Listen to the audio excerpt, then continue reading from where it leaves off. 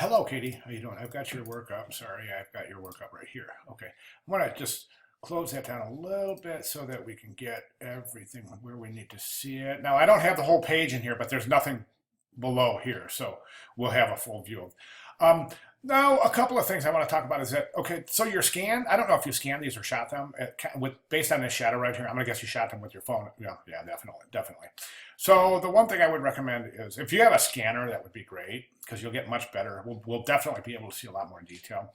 And even if you have to, if you're forced to shoot them, maybe throw these in Photoshop and do a quick levels adjustment layer just to bring up the contrast a little bit so that we can see that. And if you need help, let me know and I'll tell you exactly what to do. At any rate, okay, so we got your four sketches.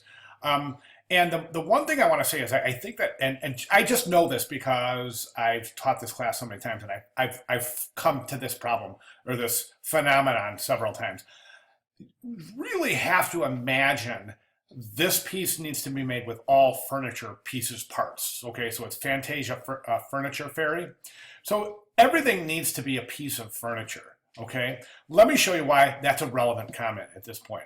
Okay, so we got the lamp. That's great. Okay, but what is this? This looks like a doll, and that's not furniture, so it can't be used. I guess this would be one of those kind of weird, what are they called? Plantation fans.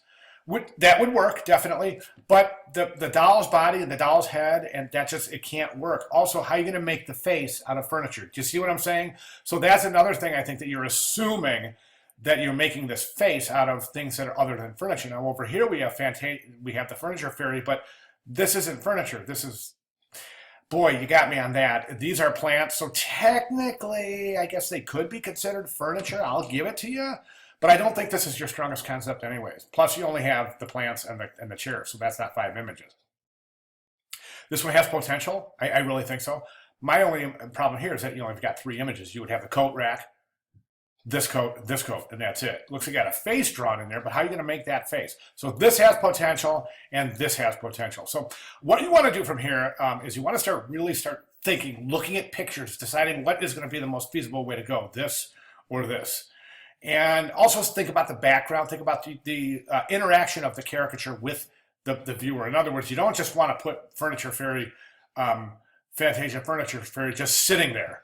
Okay, this is a good idea, putting the little thing in the hand.